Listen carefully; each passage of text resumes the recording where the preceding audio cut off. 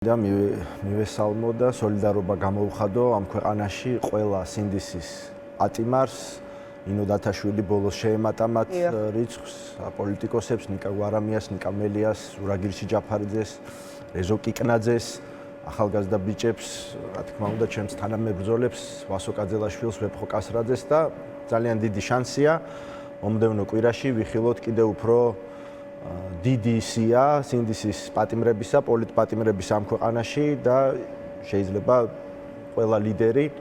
მამუკა ხაზარაძე, ბადრი ჯაფარიძე, გიორგი ვაშაძე და გიორგი გახარიაც ძალიან მალე ვიხილოთ ისევ პატიმრობაში. ხედავთ ჩვენ, ხო, გიორგი გახარია პირველად არ გამოცხადდა, უბრალოდ გამოცხადდა საგამოძიებო კომისიაზე, თუმცა ეს მისი გადასაწყვეტი იყო ბუნებრივია როგორც პოლიტიკოსის, ჩვენ თვლით რომ სწორი ერთადერთი გადაწყვეტილება როგორც მორალურად, ასევე პოლიტიკურად იქნებოდა არალეგიტიმური პარლამენტის მიერ შექმნილ ეგრეთ წოდებულ საგამოძიებო კომისიაზე არ გამოცხადება. მაგრამ ხედავთ, ხო, დამოკლეს მახვილი დაჰკიდეს ისევ გახარიას თავზეც, მას იბარებენ ხელმეორედ და იქ ცალკე პროკურატურაში ისედაც მიმდინარეობს ჩორჩანას საგუშაგოს საქმესთან დაკავშირებით გამოძიება, სადაც ვახტანგ გომელაურის იქნა დაბარებული. შესაბამისად, ივანიშვილისთვის არსებობს მხოლოდ და მხოლოდ პოლიტიკური ბერკეტები და ინსტრუმენტები, ასეთი არის საგამოძიებო კომისიაც, ის არის პოლიტიკური დევნის იარაღი, ორი მიზეზი ჰქონდა ამის შექმნას საერთოდ. ხო, პირველი ეს იყო სანახაობის მიცემა ამ პოლიტიკური კრიზისის გადასაფარად და იმ უმნიშვნელოვანესი პრობლემების გადასაფარად, რომელიც არსებობს ჩვენს ქვეყანაში და აწუხებს ჩვენს მოსახლეობას, სოციალური და ეკონომიკური საკითხები და მეორე ბუნებრივია პოლიტიკური დევნის იარაღი, ეს ასეც არის ასახული არაერთ რეზოლუციაში, მათ შორის ევროსაბჭოს საპარლამენტო ასამბლეის რეზოლუციაშიც. და ამის გაგრძელებას ვხედავთ ახლა ჩვენც, ხო, უხანგრძლივებენ წულკიანის ამ სადამსჯელო კომისიას,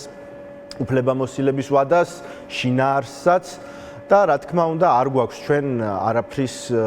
მოლოდინი იმისა, რაც შეიძლება ყოფილიყო სამართლიანი, ხო, ეს არის გამართლება ჯერ ერთი, იმიტომ რომ აბსურდული საქმეა ფორმალურ სამართლებრივადაც რომ შევხედოთ, ბევრი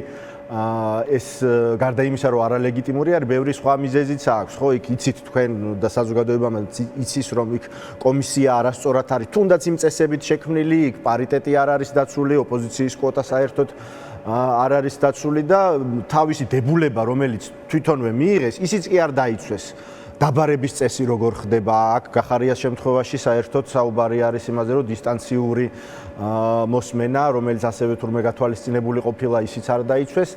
შესაბამისად, ხვალ და ზეგ გიორგი ვაშაძის შემთხვევაში რა გადაწყვეტილებას მიიღებს სასამართლო, ეს არ იქნება სასამართლოს გადაწყვეტილება, ხო, რეალურად ჩვენ ხომ კარგად გვესმის.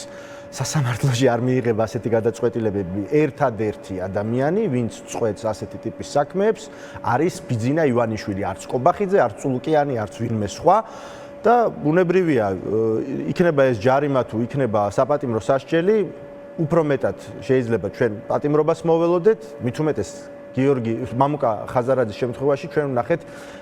მეორე დაბარება ამ კომისიაზე, ასევე აბსურდულ საქმეს და ნიკა გვარამია, პატიმრობაში მყოფი ნიკა გვარამიაც დაიბარეს საქართველოს საგარეო პოლიტიკური მიზნებისთვის ხელის შემშლელი ქმედებების თაობაზე. სრული აბსურდი, რომელიც ალბათ იმის მიმანიშნებელიც არის და დადასტურებაც თუ როგორი დამოკიდებულება აქვს ოპოზიციური პარტიების მიმართ ივანიშვილს, როგორ უნდა ამ ოპოზიციის არსებობა, როგორ სჭირდებოდა ის პარლამენტში ეს ვნახეთ, რომ ყველა შეუწყვიტა მანდატები, განსხვავებით 2020 წლის ბოიკოტისგან, შევახსენებ საზოგადოებას, მაშინ არავის არ შეუწყვიტეს დაწერილი განცხადებების მიუხედავად მანდატები, იმიტომ რომ მაშინ სხვა დრო იყო, სხვა გარემოებები იყო, სხვა ფაქტორს წარმოადგენდა თუნდაც დასავლეთი, შემდეგ როგორც გაგრძელდა ეს გვახსოვს, ხო, პრეზიდენტ შარლ მიშელის შუამავლობით. ახლა სხვა დროა, 28 ნოემბრის შემდგომ საქართველოში ვცხოვრობთ, როდესაც პირდაპირ გამოგვიცხადეს ჩვენი საგარეო კურსის შეცვლა, ამის გამოც არიან ისინი არალეგიტიმურები და არა მხოლოდ იმის გამო, რომ არჩევნები მიიტაცეს 26 ოქტომბერს. შესაბამისად, ეს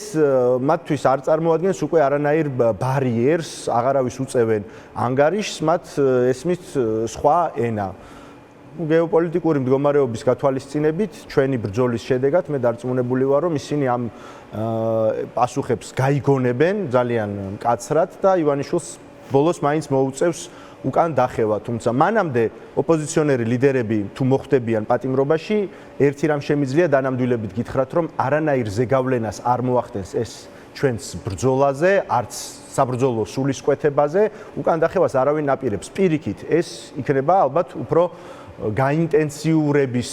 ბიძგი ჩვენი ბრძოლისა ყველა ფრონტზე, სადაც ვიბრძვით რეჟიმის ცვლილებისათვის.